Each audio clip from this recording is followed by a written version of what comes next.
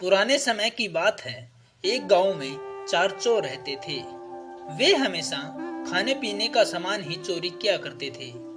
गांव वाले भी उन चोरों से काफी परेशान रहते थे। उनके लिए आए दिन पंचायत बैठा करती थी। एक बार गांव के मुखिया की बेटी की शादी थी। मुखिया ने मेहमानों के लिए खाने पीने का सभी सामान लाकर अपनी झोपड़ी में रख दिया था।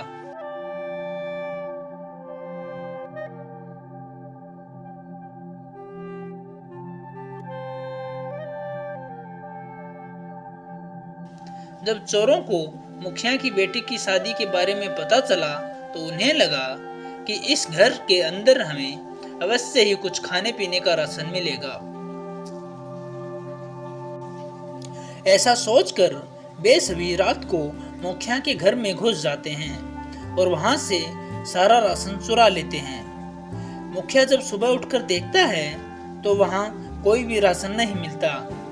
मुखिया ऐसा देखकर समझ जाता है कि यह कारनामा उन्हीं चोरों का है। फिर मुखिया सामान लाकर अपनी बेटी की शादी धूमधाम से करता है।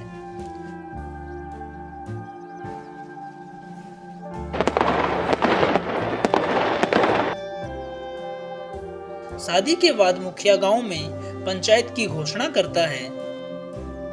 सुनो सुनो सुनो, आज शाम 5 बजे मुखिया जी ने पंचायत में बुलाया है। सुनो सुनो। कुछ देर बाद सभी लोग पंचायत में पहुंच जाते हैं। गांव वालों, मैंने तुम्हें पंचायत में इसलिए बुलाया है।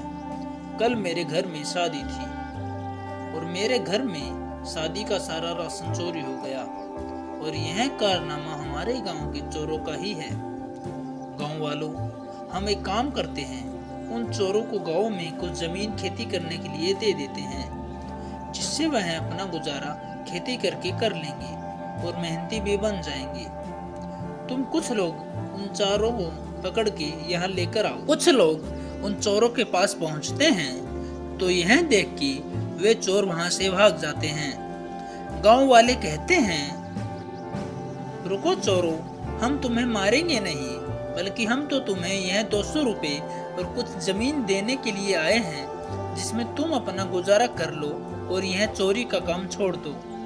उन चोरों में से एक कहता है, अरे नहीं नहीं भाई, इनके पास मत जाना, यह तो हमें मारेंगे। अरे नहीं नहीं भैया, हम तुम्हें नहीं मारेंगे, हमारा यकीन करो। यदि ऐसा है तो तुम इन 200 रुपए को एक मिट्टी का कूड़ा बनाकर उसमें गाड़ दो, हम इनको खुद ब खुद ले लेंगे और जमीन में खेती भी कर लेंगे, लेकिन फिलहाल तो हम तुम्हारे पास नहीं आए। ऐसा सुनकर गांव वाले मिट्टी से में वे पैसे गाड़ देते हैं और वहां से चले जाते हैं। फिर चारों चोर आपस में बातें करने लगते हैं, अरे भाई, गांव वाले सही कह रहे हैं, हमें चोरी छोड़नी चाहिए और खेती बाड़ी करके हमारा गुजारा कर लेना चाहिए। इन 200 रुपए में हम एक बैल लेकर आते हैं, जिससे हम गांव में खेती करके हमारा गुजारा कर लेंगे। हाँ हाँ भाई, चलो।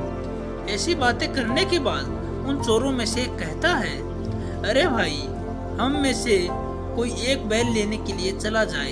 यदि हम चारों बाहर जाएंगे तो क्या पता गांव वाले हमें मारने लग जाएं। ऐसी बातें करके उन चोरों में से एक चोर गांव में बैल लेने के लिए निकल जाता है।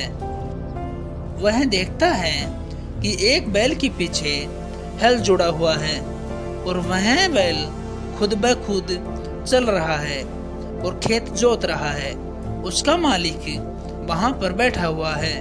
वह चोर सोचता है, अरे यह तो बहुत अच्छा बैल है, यह तो खुद ब खुद ही चल रहा है, हम इसमें हल जोड़कर छोड़ देंगे, यह खुद ब खुद खेत जोत देगा।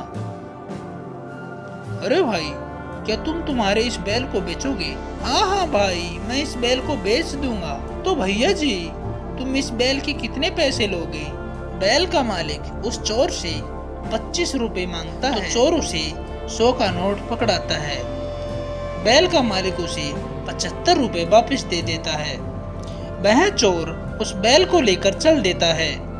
कुछ ही दूरी पर तीनों चोर खड़े हुए थे। वह दौड़कर आते हैं, बैल को छू कर देखना चाहते हैं।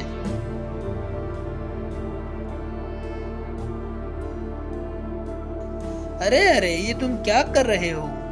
मैंने इस बैल के पूरे 25 रुपए दिए हैं। यदि तुम भी बैल को छूना चाहते हो तो इसके मालिक को 25-25 रुपए दे कर आओ।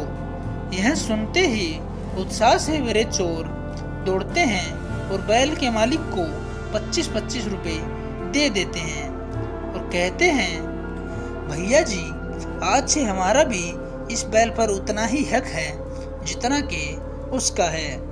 बैल का मालिक समझ जाता है कि ये कोई मूर्खी इंसान है। वह कुछ नहीं कहता और चोरों के पूरे 100 रुपए रख लेता है। उन चोरों को चलते चलते काफी समय हो जाता है। फिर वह एक पानी के स्थान पर रुकते हैं और बैल को पानी पिलाने लग जाते हैं। जब बैल पानी पीता है उसी समय वह पेशाब कर देता है। यह देखकर चारों चोर परेशान हो जाते हैं। अरे भैया, ये बैल तो फूटा हुआ है। जब भी पानी पीता है इसके पेट के नीचे से निकल जाता है। अरे भाई, क्या तुम बैल को ठीक से देखकर नहीं लाए? नहीं नहीं भैया, जब मैं इसे लाया था तब तो ये ठीक था। उनमें से एक कहता है, अरे भाई, तुम वापिस जाओ और इस बैल को वापिस देकर आओ। यदि वो नहीं माने तो ये हमारी लाठी और पीतल का लोटा दे आना। बस कैसे न कैसे इस बैल से पीछा छूट जाए। वह चोर उस बैल को लेकर वापिस उस आदमी के पास जाता है तो कहता है, भैया जी, ये लो आपका बैल, हमें नहीं चाहिए। अरे भैया, हमारा इस बैल से पीछा छुड़ाओ। यदि आप अब भी नहीं मानते तो ये लाठी और लोटा रख लीजिए, लेकिन हमारा पीछा इस बैल से छुटवा दीजिए। इतना कहकर वह चोर वहां से भाग जाता है।